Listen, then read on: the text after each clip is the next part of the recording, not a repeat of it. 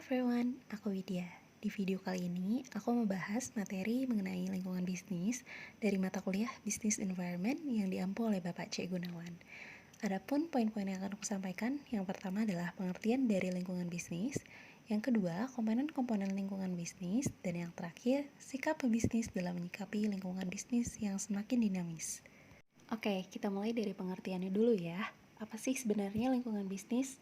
Nah, meminjam pengertian dari sebuah situs internet, lingkungan bisnis adalah segala sesuatu yang mempengaruhi aktivitas bisnis dalam suatu organisasi. Artinya, segala aspek dan faktor, baik internal maupun eksternal, yang mempengaruhi kemajuan dan kemunduran secara kuantitatif maupun kualitatif bisa dikatakan sebagai lingkungan bisnis. Detail banget ya. Ya, dengan kata lain, lingkungan bisnis adalah faktor dasar bagi keberhasilan dan kesuksesan sebuah bisnis. Next to the list number 2, ada komponen-komponen lingkungan bisnis.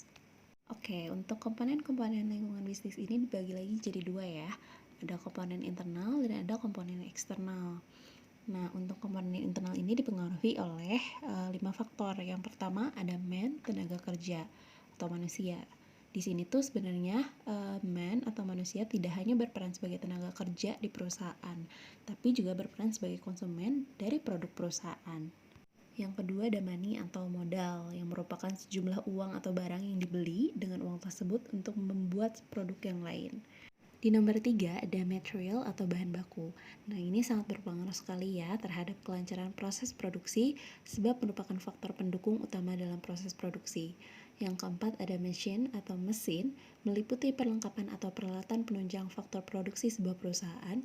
Dan yang terakhir ada method atau cara kerja, yaitu merupakan suatu pelaksanaan kerja produktif, misalkan kayak pengambilan keputusan, pemberian ide atau inisiatif, dan pemikiran yang kesemuanya itu ditunjukkan agar pengelolaan sumber-sumber ekonomi dapat berjalan dengan lancar.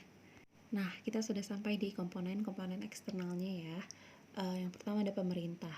Nah, pemerintah di sini sebagai pihak yang mengendalikan, mengatur, dan mempengaruhi kebijakan dan praktek sebuah organisasi secara fair dan aman bagi semua pihak. Yang kedua ada shareholders atau pemegang saham. Di sini juga berperan penting dalam kelangsungan bisnis sebuah perusahaan. Yang ketiga ada kreditor, juga menjadi elemen eksternal dari sebuah perusahaan.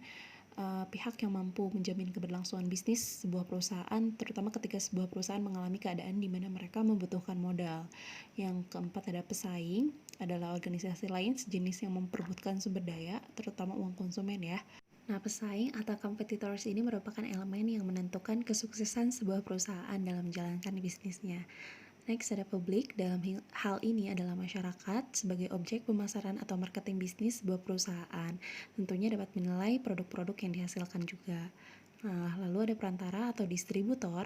Peran distributor dinilai sangat sentral, fungsinya sebagai penghubung antara perusahaan sebagai pihak produsen dan masyarakat sebagai konsumen. Lalu ada pemasok, merupakan organisasi yang menyediakan sumber daya berupa bahan baku bagi organisasi lain. Lalu ada konsumen. Nah, tentunya inilah pihak yang menikmati barang dan jasa yang diproduksi oleh sebuah perusahaan dan membayarnya sebagai timbal balik dari kegiatan tersebut. Nah, ini juga ada beberapa faktor eksternal lain yang teman-teman bisa lihat ya. Ada lingkungan ekonomi, lingkungan politik hukum, lingkungan global, lingkungan teknologi, lingkungan sosial kultur, dan lingkungan bisnis atau teknologi informasi. Wah, teman-teman, kita udah ada di poin ketiga, poin terakhir dari pembahasan kita kali ini, yaitu sikap pebisnis dalam menyikapi lingkungan bisnis yang semakin dinamis. Setelah membahas komponen-komponen lingkungan eksternal di slide sebelumnya, di sini kita bakal bahas mengenai perubahan-perubahan lingkungan dan bagaimana cara memanfaatkan lingkungan yang berubah. Mengingat dengan berkembang pesatnya informasi dan teknologi, sebuah perusahaan haruslah mampu untuk mengambil langkah tanggap, efektif, dan efisien untuk tetap mempertahankan dan meningkatkan daya saingnya di pasar global. Oke, singkat aja ya teman-teman, pengamatan terhadap perubahan dan kompleksitas lingkungan membuat para manajer dapat memanfaatkan lingkungan yang berubah dengan 3 langkah, yaitu dengan pengamatan lingkungan. Pengamatan lingkungan adalah meneliti lingkungan terhadap kejadian atau masalah penting yang mungkin dapat mempengaruhi suatu organisasi. Nah, berikut adalah contoh-contoh manajer atau pebisnis yang bisa diambil ya langkah-langkahnya, yaitu dengan pengamatan lingkungan, menerjemahkan faktor-faktor lingkungan, dan menghadapi ancaman dan kesempatan. Well, I guess that's all for today's discussion. Untuk materi lebih lengkapnya kalian bisa kunjungi link di bawah ini ya. Jangan lupa di like dan subscribe. Thanks all for watching. Bye-bye.